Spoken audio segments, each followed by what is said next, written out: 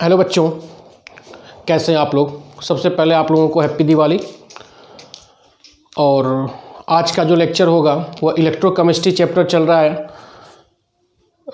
10 lecture बन गया है, अगला 2 लेक्चर और बनाना है, मतलब आज सेकेंड लास्ट लेक्चर, उसके बाद फिर अगला लेक्चर। तो आज के लेक्चर में बेटा हम लोग देखेंगे आज के लेक्चर में इलेक्ट्रोलिटिक कंडक्टेंस। इलेक्ट्रोलिटिक कंडक्टेंस क्या देखेंगे हम लोग? Electrolytic conductance. ठीक है, इंपॉर्टेंट टॉपिक है। कपड़ा लेना, इंपॉर्टेंट टॉपिक है ये इलेक्ट्रोलिटिक कंडक्टेंस। अब देखो क्या होता है, कैसे होता है, ये सब जानते हैं पहले, बाद में जानते हैं। पहले इसका मतलब समझो। इलेक्ट्रोलाइट जो अपने आयनों में डिसोसिएट हो जाते हैं उसको क्या बोलते हैं? इलेक्ट्रोलाइट। तो उन इलेक्ट्रोलाइट्स जब अपने आयनों में डिसोसिएट हो जाते हैं तो उन आयनों के द्वारा जो करंट फ्लो होता है, फ्लो मतलब कंडक्टेंस, मतलब क्या कंडक्ट हो रहा है। तो इलेक्ट्रोलाइट के द्वारा जो भी चीज़ करंट का क्या हो, कंडक्शन हो, करंट कंडक्ट हो रहा हो, उसी को हम क्या बोलते हैं? Electrolytic conductance. क्लियर हो रहा है? अब देखो, तो कंडक्टेंस दो चीज़ों हो सकता है, एक मेटेलिक कंडक्टर हो सकता है, एक इलेक्ट्रोलिटिक कंडक्टर हो सकता है। तो दोनों में बेसिक डिफरेंस क्या है? मैंने कहा है इलेक्ट्रोलिटिक कंडक्टेंस, तो इलेक्ट्रोलाइट के द्वारा जो इलेक्ट्रिसिटी कंडक्ट होती है उसी को हम क्या बोलते हैं? Electrolytic conductance. ठीक है, तो कॉपर वायर से भी तो कंडक्शन हो रहा है, बोलो, तो वह मेटेलिक कंडक्टर हो गया। तो बेसिक डिफरेंस क्या है मेटेलिक कंडक्टर और इलेक्ट्रोलिटिक कंडक्टर में? ठीक है, तो हेडिंग जो अगली डालेंगे हम, जो हेडिंग जाएगा, यह बोर्ड में पूछता है difference between metallic conductor and electrolytic conductors. हाँ, यह बोर्ड में क्वेश्चंस आते हैं, चाहे सीबीएसई बोर्ड हो, चाहे आईसीएसई बोर्ड हो, चाहे कोई बोर्ड। ठीक है, और देखते हैं। यह हो गया मेटेलिक कंडक्टर, समझो थोड़ा सा।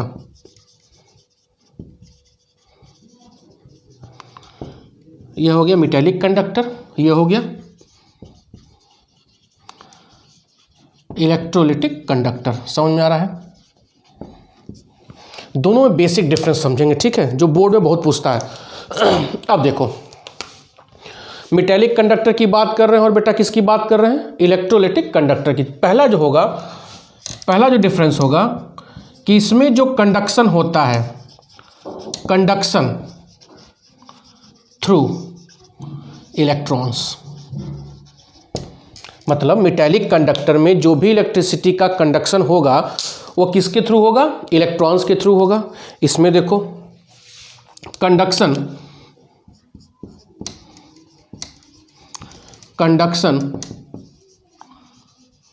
अकर थ्रू, बोलो, आयंस। किसके थ्रू होगा? आयंस के द्वारा। पहला बेसिक डिफरेंस क्लियर हो रहा है। तो मेटेलिक कंडक्टर में जो कंडक्शन होता है वह इलेक्ट्रॉन्स के द्वारा होता है, और इलेक्ट्रोलिटिक में जो कंडक्शन होता है वो किसके द्वारा होता है? आयंस के थ्रू होता है। क्लियर हो गया? अब देखो, तो जब आप कॉपर में इलेक्ट्रिसिटी करंट फ्लो करा रहे हैं तो क्या उसमें कोई केमिकल चेंज होता है? 1 मीटर कॉपर है, कोई 4 मीटर नहीं ना हो जाएगा। मतलब मेटेलिक कंडक्टर में कोई भी केमिकल चेंज नहीं होता है, लेकिन इलेक्ट्रोलिटिक में केमिकल चेंज होता है यार। आयंस अपना इलेक्ट्रॉन लूज करता है, न्यूट्रल होता है, न्यूट्रल होने के बाद इलेक्ट्रोड पर क्या होता है? डिपॉजिट होता है। तो कहने का क्या मतलब है कि metallic conductor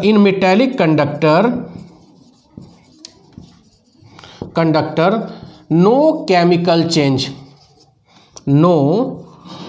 chemical change in metallic conductor, no chemical change. Clear हो रहा है? But in electrolytic conductor chemical change होगा। ठीक है, तीसरा देखो, एक टर्म आप लोग पढ़े होंगे फिजिक्स में, रेजिस्टेंस, प्रतिरोध। रेजिस्टेंस मतलब क्या होता है? रुकावट। क्या होता है? रुकावट। तो यहाँ किस में रुकावट है? कंडक्शन या भी जो भी इलेक्ट्रॉन फ्लो कर रहा है उसमें हम रुकावट ला दें, जो इलेक्ट्रिसिटी फ्लो कर रही है उसमें हम रुकावट पैदा करते हैं, उसी को क्या बोलते हैं? रेजिस्टेंस। तो इसमें भी रेजिस्टेंस होता है, इसमें भी रेजिस्टेंस होता है। इसमें देखो resistance due to collision between electron and kernels. Electron and kernels बता रहा हूँ क्या होता है। इसमें होता है resistance due to interaction, resistance due to interaction between solute के बीच में इंटरेक्शन हो सकता है, ठीक है। सॉल्यूट और सॉल्वेंट के बीच में इंटरेक्शन हो सकता है। तीसरा सॉल्वेंट के बीच में इंटरेक्शन हो सकता है। समझो क्या होता है। जैसे मान लो यह मेटल है, ठीक है। मेटल में होता क्या, आप लोग फर्स्ट ईयर में पढ़ाया था, मेटेलिक बॉन्ड। तो कोई भी एटम क्या करता है, इलेक्ट्रॉन लूज करने के बाद ये सब लूज कर, इसके ऊपर क्या आएगा? Positive charge. तो मेटल के अंदर पॉजिटिव चार्ज को हम क्या बोलते हैं? कर्नेल्स बोलते हैं। क्या बोलते हैं? कर्नेल्स बोलते हैं, ठीक है। तो ही इलेक्ट्रॉन फ्लो करता है, तो ही इलेक्ट्रॉन इन कर्नेल्स के बीच में टकरा जाता है, जिसकी वजह से कंडक्शन थोड़ा सा क्या होता है? रुक जाता है। तो resistance due to collision between electron and kernels, किसमें? मेटेलिक कंडक्टर में। इसमें रेजिस्टेंस कैसे होता है भाई? सॉल्यूट सॉल्वेंट दो ही चीज़ होता है ना, इलेक्ट्रोलाइट सॉल्वेंट सॉल्यूट हो गया, और पानी मिला रहे हो तो सॉल्यूट के बीच में इंटरेक्शन फोर्स हो सकता है, तो भी इलेक्ट्रॉन का आयंस का फ्लो रुक सकता है। सॉल्यूट सॉल्वेंट के बीच में इंटरेक्शन हो सकता है, सॉल्वेंट के बीच में इंटरेक्शन हो सकता है, इंटरेक्शन फोर्स वन डर वाइज इंटरेक्शन हो सकता है, कोई भी इंटरेक्शन हो सकता है।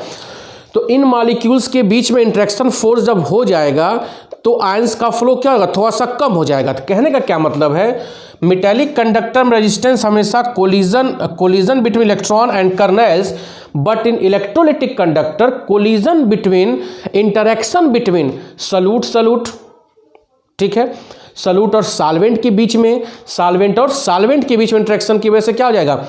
रेजिस्टेंस डेवलप हो जाएगा, ठीक। एक अंतर और देख लो, एक अंतर क्या हो सकता है? इसका जो रेजिस्टेंस है, resistance increasing with increasing temperature. जैसे जैसे हम गर्म करेंगे इस मेटेलिक कंडक्टर रेजिस्टेंस क्या होगा? बढ़ता जाएगा। क्यों? क्योंकि हीट करने पे इलेक्ट्रॉन ज़्यादा लूज करेगा, जब ज़्यादा लूज करेगा तो इलेक्ट्रॉन ज़्यादा फ्लो करेगा, तो कर्नेल के बीच में कोलिजन क्या होगा? टाइट होगा, कोलिजन ज़्यादा होगा। तो कहने का क्या मतलब है, मेटेलिक कंडक्टर में जैसे जैसे टेम्परेचर बढ़ाते हैं रेजिस्टेंस क्या होता है? बढ़ता जाता है। लेकिन यहाँ पर जस्ट उल्टा है, यहाँ पर resistance decreases with increasing temperature. क्यों बेटा? जब इसको हम गर्म करेंगे, टेम्परेचर बढ़ाएंगे, तो सॉल्यूट के बीच का इंटरेक्शन फोर्स क्या होगा? टूट जाएगा। गर्म में कौन टूट जाएगा? इनके बीच का इंटरेक्शन फोर्स क्या होगा? टूट जाएगा। इनके बीच का इंटरेक्शन फोर्स होगा, टूट जाएगा। तो यहाँ पर टेम्परेचर बढ़ाएंगे तो इन मॉलिक्यूल्स के बीच में जो इंटरेक्शन फोर्स लगा है वह ब्रेक हो जाएगा और रेजिस्टेंस क्या हो जाएगा? खत्म हो जाएगा या कम हो जाएगा। तो जस्ट अपोजिट है। ये चार बेसिक डिफरेंस है किसके बीच में? मेटेलिक कंडक्टर और इलेक्ट्रोलिटिक कंडक्टर के बीच में, ठीक है। पॉज करके छाप लो, आगे बढ़ते हैं।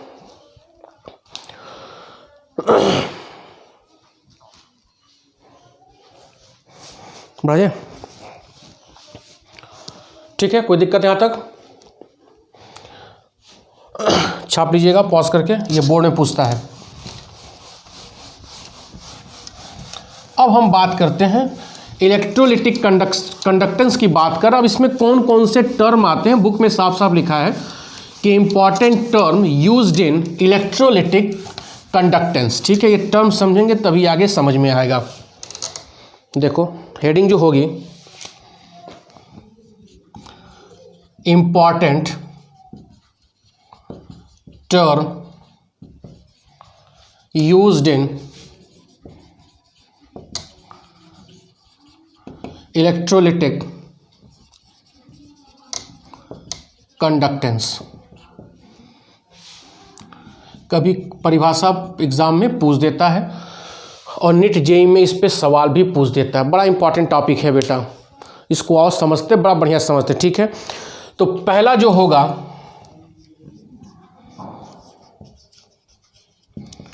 रेजिस्टेंस, रिप्रेजेंट करते हैं किससे? आर से। रेजिस्टेंस आप जान ही रहे हो, रुकावट किसको रिप्रेजेंट करते हैं? आर से। इसका यूनिट क्या होता है आप लोग पढ़े होंगे, यूनिट ऑफ रेजिस्टेंस ओम, या इसको कैसे लिख सकते हैं? बोलो। पहला रेजिस्टेंस किससे रिप्रेजेंट कर रहे हैं? कैपिटल आर से। इसका यूनिट क्या होता है? ओम। ओम को इस तरह रिप्रेजेंट कर सकते हैं, बोलो। ठीक है, दूसरा होता है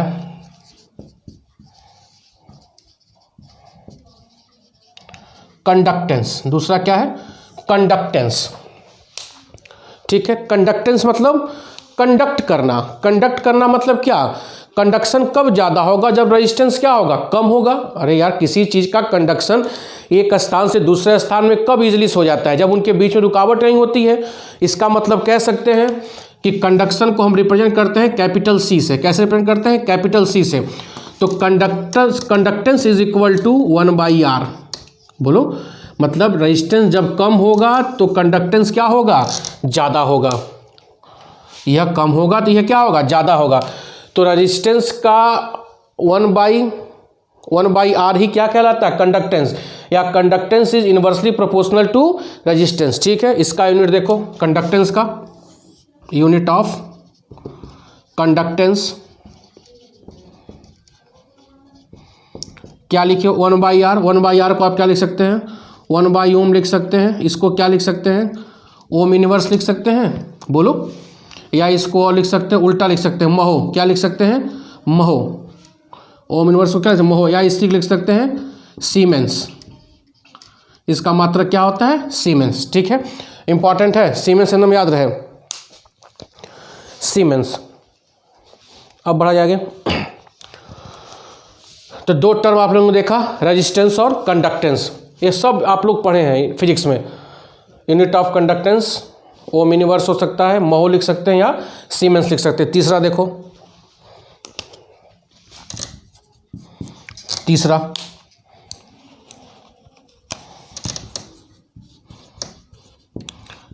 स्पेसिफिक रेजिस्टेंस। क्या बोलेंगे? Specific resistance. ठीक है, इसी को बोलते हैं रजिस्टिविटी। रजिस्टिविटी क्या बोलते हैं? रजिस्टिविटी। इसको लिखते हैं हम रो से। किससे लिखते हैं? रो से। Resistivity, VITY। रजिस्टिविटी किससे लिखते हैं? रो से। ठीक है, पढ़े होंगे आप लोग। क्या पढ़े होंगे आप लोग? याद होगा, R is equal to rho into L/A। पढ़े हो ना ये? हाई स्कूल में सर पढ़ाए होंगे फिजिक्स में। R is equal to rho into L/A। इसको और क्या लिख सकते हो? Rho is equal to R into A/L लिख सकते हो, A/L। Rho is equal to R into A/L। ठीक है, ध्यान देना थोड़ा सा। अब इसका अगर यूनिट लिखना हमको रजिस्टिविटी का, इसका क्या होता है? ओम होता है। ठीक है, ए मतलब क्या है? एरिया। एरिया मतलब सेंटीमीटर स्क्वायर, और लेंथ मतलब क्या होता है? सेंटीमीटर। तो क्या हो जाएगा? ओम सेंटीमीटर। कितना हो गया? ओम सेंटीमीटर। तो रेजिस्टिविटी की यूनिट क्या हो गई? ओम सेंटीमीटर। क्या होता है? देखो यार, बहुत सिंपल है। कोई कंडक्टर है जिसका लेंथ L है और क्रॉस सेक्शन एरिया कितना है? A। ठीक है, तो इसी को क्या बोल रहे हैं? Rho is equal to R into A/L। ठीक है, अब यहाँ पर ये क्वेश्चन उठता है इस तरह। यहाँ पे तो हम मेटेलिक कंडक्टर की बात कर रहे हैं। एरिया ऑफ क्रॉस सेक्शन हो गया A, इसका लेंथ L हो गया, तो आप रेजिस्टिविटी बोल रहे हैं, इसका रेजिस्टेंस और इसका एरिया बाय लेंथ के जो रेशियो निकल रहा है उसी को हम क्या बोल रहे हैं? रेजिस्टिविटी बोल रहे हैं। किसके लिए? For metallic conductor. लेकिन हम यहाँ पर इलेक्ट्रोलाइटिक कंडक्टर पढ़ रहे हैं, तो वहाँ पर रेजिस्टिविटी की बात कैसे आ सकती है? वहाँ पर एरिया क्या हो गया, वहाँ पर लेंथ क्या होगा? ये बात समझ में आ रहा है? इतना नोट डाउन करो तो आगे बढ़ते हैं। अब देखो,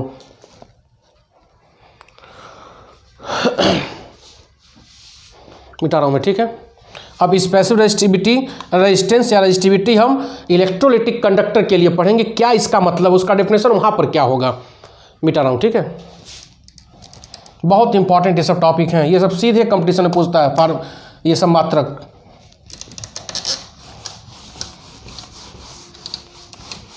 इसके बाद एक वीडियो और बनेगा, चैप्टर समाप्त, उसके बाद अल्कोहल फिनॉल।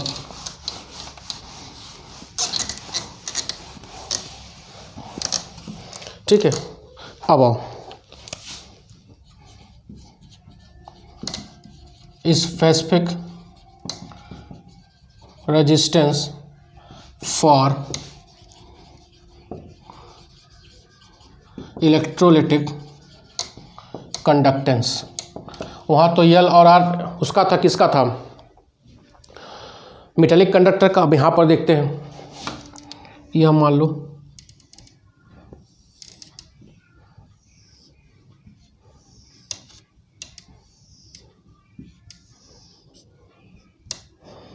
ये इलेक्ट्रोड हो गया, ठीक है। ए को हम मान रहे हैं एरिया ऑफ इलेक्ट्रोड, क्या मान रहे हैं, area of electrode, area of electrodes, area of electrodes, ठीक है। लेकिन यहाँ पर हम क्या मान रहे हैं कि दोनों का एरिया सेम होगा, दोनों का एरिया सेम होगा, ठीक है। दोनों का एरिया क्या होगा, सेम होगा। यह इनके बीच का लेंथ हो गया, L is equal to length between two electrodes, ठीक है। अब देखो एक चीज़ होता है सेल कांस्टेंट, ध्यान दीजिएगा, सेल कांस्टेंट किस इलेक्ट्रोलिटिक कंडक्टेंस के लिए उपयोग करते हैं, cell constant always used for electrolytic conductance. Cell constant होता क्या है, यल बाई ए को ही क्या बोलते हैं, सेल कांस्टेंट। ये चीज़ याद रहेगी, किसी भी इलेक्ट्रोलिटिक कंडक्टेंस के लिए सेल कांस्टेंट क्या होता है, यल बाई एल। एल मतलब क्या होगा, distance between two electrodes, and R is equal to area of electrodes, ठीक है। इसका यूनिट थोड़ा देख लो, पूछता है कई बार। लेंथ मतलब सेंटीमीटर, यह क्या हो जाएगा, सेंटीमीटर स्क्वायर, तो क्या हो जाएगा, सेंटीमीटर इनवर्स। यह बड़ा इंपॉर्टेंट है कि सेल कांस्टेंट की यूनिट क्या होती है, सेंटीमीटर इनवर्स। मीटर होगा तो मीटर इनवर्स, लेकिन सेंटीमीटर में ही काम चल जाएगा, ठीक है। अब ध्यान दो, अभी आप लोगों ने फार्मूला क्या निकाला था, rho is equal to R into A by L, यही आया था ना, rho is equal to R into A by L, ठीक है। अगर हम मान रहे हैं if A is equal to 1 centimetre square, A is equal to 1 centimetre square and L is equal to 1 centimetre, तो वॉल्यूम ऑफ इलेक्ट्रोलाइट इन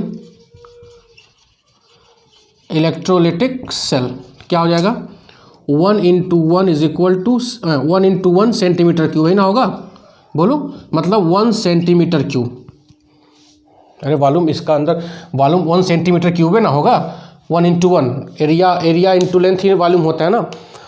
तब देखो क्या कर सकते हैं, rho R into 1 upon 1 is equal to क्या, इसको लिख सकते हैं, rho is equal to R, rho is equal to R. Rho क्या है, रजिस्टिविटी, आर क्या है, रेजिस्टेंस। ध्यान दीजिएगा मैं इसको क्या लिख रहा हूँ, 1 सेंटीमीटर क्यूब वॉल्यूम में उपस्थित, 1 सेंटीमीटर क्यूब वॉल्यूम में उपस्थित आयंस की वजह से उत्पन्न रेजिस्टेंस को ही स्पेसिफिक रेजिस्टेंस या रेजिस्टिविटी रो कहते हैं। मतलब the resistance created by ions present in 1 centimetre of volume is known as specific resistance या रेजिस्टिविटी रो। क्लियर हो रहा है यहाँ पर। यहाँ एरिया मैंने क्या माना है, ए, लेंथ एल। अब देखो कंडीशन मैंने यहाँ लगा दिया, दोनों का एरिया सेम हो। कहीं जैम या जेई में सवाल पूछ दिया कि दोनों का एरिया क्या हो, डिफरेंस हो, तब क्या करोगे, कुछ नहीं करोगे, सब कुछ वही हो जाएगा। देखो क्या है, लेंथ मैंने मान लो ये दोनों का लेंथ, इसका लेंथ 5 सेंटीमीटर, इसका 5 सेंटीमीटर है, समझो बात को। अब किसी में मान लीजिए इलेक्ट्रोड ले रहा हूँ, यह 7 सेंटीमीटर का है और दूसरा इलेक्ट्रोड क्या है 10 सेंटीमीटर का है, ठीक है। जनरली होता है सेम लेंथ का, लेकिन अगर कोई सवाल ऐसा आ गया तो एक 7 सेंटीमीटर एक 10 सेंटीमीटर, तो घबराना मत, जो 7 होगा यही कॉमन 7 ले लेना, ठीक है। अगर ये 8 होगा, यह 10 होगा, तो इसको भी आप कितना लेंगे 8। मतलब जब डिफरेंट लेंथ दिया हो, इलेक्ट्रोड की लंबाई, डिस्टेंस नहीं, इलेक्ट्रोड की लंबाई या एरिया डिफरेंट अगर दिया हो, तो जो कम वाला होगा वही ज़्यादा वाला भी हम एज्यूम कर लेते हैं, ठीक है। सवाल करने का तरीका है, मेरी बात समझ में आ रहा है। ये मोटा होगा, यह पतला होगा, तो पतला मान लो ये 5 सेंटीमीटर पतला है, ये 8 सेंटीमीटर मोटा है, तो इसको भी कितना एज्यूम कर लेंगे 5 सेंटीमीटर। समझ में आ रहा है? कब? जब दोनों का ये लंबाई चौड़ाई क्या हो, अलग दिया हो, ठीक है। इतना पॉज करो, छापो।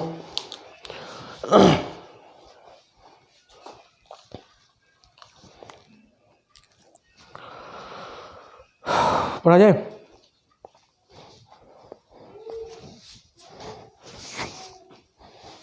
ये क्लियर हुआ है ना?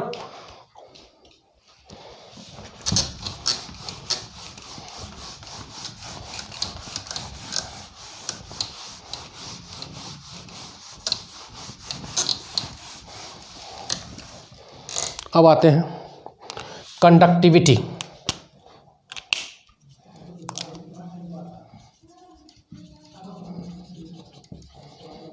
कंडक्टिविटी, ठीक है। कंडक्टिविटी या इसी को हम बोलते हैं स्पेसिफिक कंडक्टेंस, या इसी को क्या बोलते हैं स्पेसिफिक कंडक्टेंस, और रिप्रेजेंट करते हैं कैपिटल के और बोलते हैं कप्पा। क्या बोलते हैं? कप्पा। कप्पा जब भी आ गया तो कंडक्टिविटी या स्पेसिफिक कंडक्टेंस क्या होता है, ध्यान दो। कप्पा जैसे कंडक्टेंस क्या था इज इक्वल टू 1/r, तो स्पेसिफिक कंडक्टेंस या कंडक्टिविटी होगा 1/ρ। 1/ρ रजिस्टिविटी का जो इन्वर्स होगा वही क्या होगा, कंडक्टिविटी या स्पेसिफिक कंडक्टेंस कप्पा। इसको और क्या लिख सकते हैं, k इज इक्वल टू 1, रो को क्या लिख सकते हैं r/a/, यह लिख सकते हैं, बोलो, या k is equal to 1/r into l/a हो सकता है।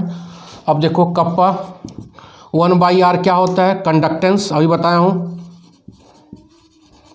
कंडक्टेंस इंटू l/a को क्या लिख सकते हैं, सेल कांस्टेंट। क्या लिख सकते हैं, सेल कांस्टेंट। समझ में आ रहा है? अब देखो जो भी हम ये सब बात कर रहे हैं 1 सेंटीमीटर क्यूब वॉल्यूम की बात कर रहे हैं। 1 सेंटीमीटर क्यूब वॉल्यूम क्यों? क्योंकि एरिया 1 सेंटीमीटर लिया गया स्क्वायर और लेंथ कितना लिया गया 1 सेंटीमीटर, ठीक है। तो इसकी परिभाषा क्या होगी, 1 सेंटीमीटर क्यूब वॉल्यूम में उपस्थित आयंस के द्वारा, 1 सेंटीमीटर वॉल्यूम में उपस्थित आयंस के द्वारा जो कंडक्टेंस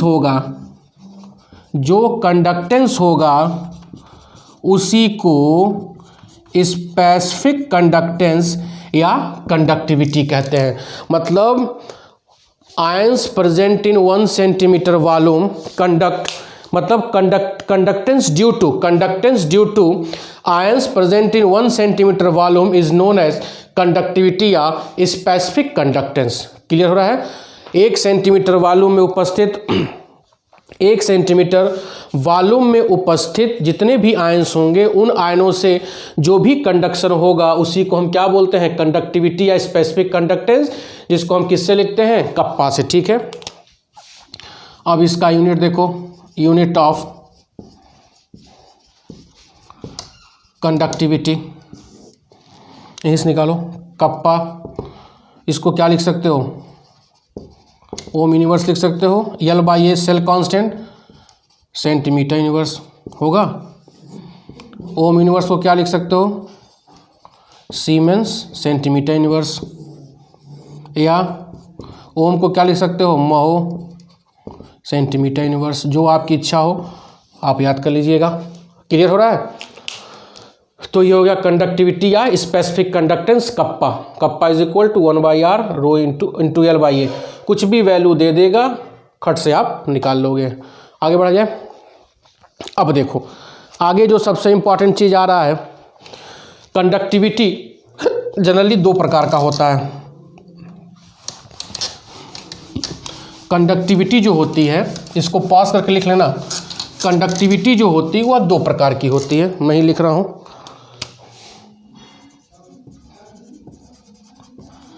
कंडक्टिविटी या स्पेसिफिक कंडक्टेंस दो प्रकार की होगी। एक होगा मोलर कंडक्टेंस, क्या होगा, मोलर कंडक्टेंस, और दूसरा होगा इक्विवेलेंट कंडक्टेंस, इक्विवेलेंट कंडक्टेंस। ठीक है, तो देखो मोलर कंडक्टेंस को हम लिखते हैं लैम्डा एम से। किससे रिप्रेजेंट करते हैं? लैम्डा एम से, और इसको रिप्रेजेंट करते हैं लैम्डा यू क्यू से। ठीक है, तो मोलर कंडक्टेंस मतलब क्या होता है? एक मोल इलेक्ट्रोलाइट के द्वारा, एक मोल इलेक्ट्रोलाइट के द्वारा जितना भी कंडक्टेंस होता है या जितनी भी कंडक्टिविटी होती है उसी को हम क्या बोलते हैं? Molar conductivity. ठीक है, तो conductance due to ions present in 1 mole electrolyte. ठीक है, तो क्या होता है? Lambda M is equal to kappa into volume. यह वॉल्यूम कितना भी दिया रहे, यह वॉल्यूम कितना दिया है, लेकिन हम बात कितना करेंगे? 1 मोल। जैसे मान लो 5 ml दिया NaCl, तो 5 ml की बात नहीं करेंगे, उस 5 ml में 1 मोल इलेक्ट्रोलाइट के द्वारा, उस 5 ml में या उस 10 ml में 1 मोल इलेक्ट्रोलाइट के द्वारा जितनी भी कंडक्टिविटी होगी उसको हम क्या बोलेंगे? Molar conductance. ठीक है, तो pi lambda M is equal to K into volume. ठीक है, अब ध्यान दो, ये क्या होगा? Conductance due to ions present in 1 gram electrolyte. तो 1 ग्राम इलेक्ट्रोलाइट के द्वारा उत्पन्न कंडक्टिविटी को हम क्या बोलेंगे? Equivalent conductance. क्या होगा? Lambda E Q is equal to kappa into volume. यह वॉल्यूम क्या होगा? कितना भी दिया उसमें हम कितनी बात करेंगे? 1 ग्राम इक्विवेलेंट। ठीक है, छापो, मिटाएं।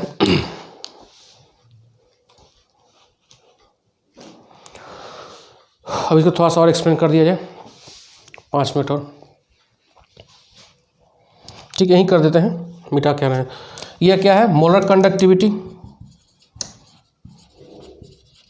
ठीक है, तो मोलरिटी इज इक्वल टू क्या होता है? Number of moles volume in litre लिख सकते हैं।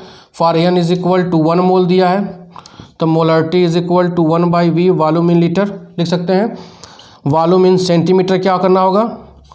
वॉल्यूम इन लीटर इंटू 1000 लिख सकते हैं। ये सब पढ़े हो? चलो ठीक है, इतना छापो, आगे फरिया रहे हम। ठीक है, अब आगे देखो,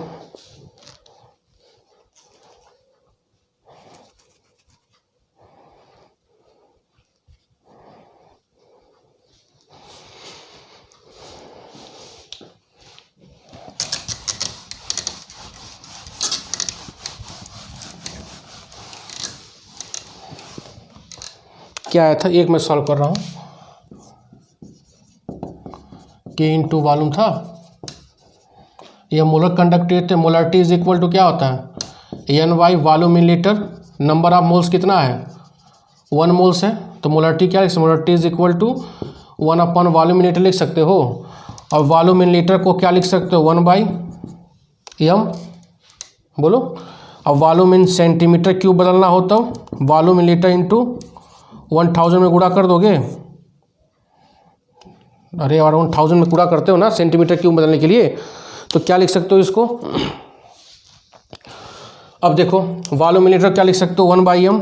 volume in litre is equal two centimetre, volume centimetre cube को इसको क्या लिख सकते हो? 1/m इंटू 1000, ठीक है। ये वैल्यू पुट करो यहाँ पर, तो क्या आ गया, lambda M is equal to kappa into,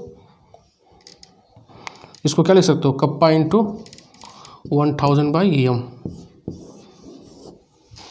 तो molar conductivity is equal to kappa into 1000 by M. उसी तरह इक्विवेलेंट कंडक्टिविटी क्या लिखोगे, equivalent conductivity is equal to kappa into, अब ग्राम इक्विवेलेंट की बात है तो क्या करेंगे आप, नॉर्मेलिटी की बात करेंगे। यह दो फार्मूला आप एकदम रट लीजिएगा। समझ में आया कैसे हुआ है ना ये सब। अरे यार सेंटीमीटर क्यूब बदलने के लिए लीटर में क्या करेंगे, 1000 गुणा कर देंगे, तो इसको क्या लिख सकते हो, 1/m लिख सकते हो ना। तो यह वैल्यू खट से यहाँ पुट किया गया है, तो यह मोलर कंडक्टिविटी हो गया और यह इक्विवेलेंट कंडक्टिविटी, छाप लो। मोलर में मोलरिटी रहेगा, इक्विवेलेंट में नॉर्मेलिटी रहेगा, ठीक है। छापो, आगे बढ़े।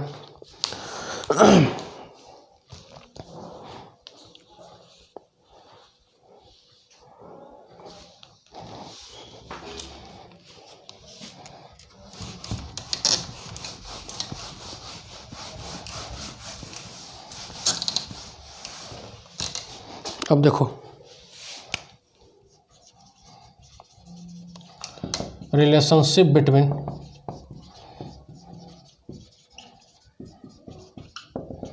Molar conductivity and equivalent conductivity, ठीक है।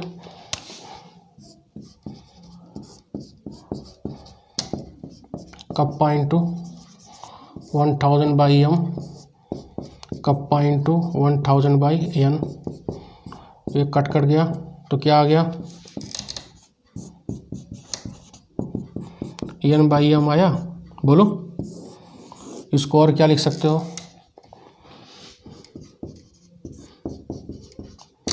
एन को क्या लिख सकते हो, number of gram equivalent, number of gram equivalent upon volume in litre. M को number of moles upon volume in litre, ये कटा, क्या हो सकता है, number of gram equivalent, number of gram equivalent upon number of moles लिख सकते हैं। ग्राम इक्विवेलेंट को और क्या कर सकते हो बताओ, mass given upon equivalent wait कर सकते हैं। अब मोल्स को क्या लिख सकते हैं, मास गिवन, अरे जो मास दिया जाएगा अपॉन मोलर मास, यह कट जाएगा, मास गिवन कट जाएगा। फिर देखो क्या कर सकते हो, और इक्विवेलेंट वेट अपॉन मोलर मास हो सकता है, इक्विवेलेंट वेट अपॉन मोलर मास। बोलो समझ में आ रहा है सब, ये सब सिंप्लीफिकेशन है इसका।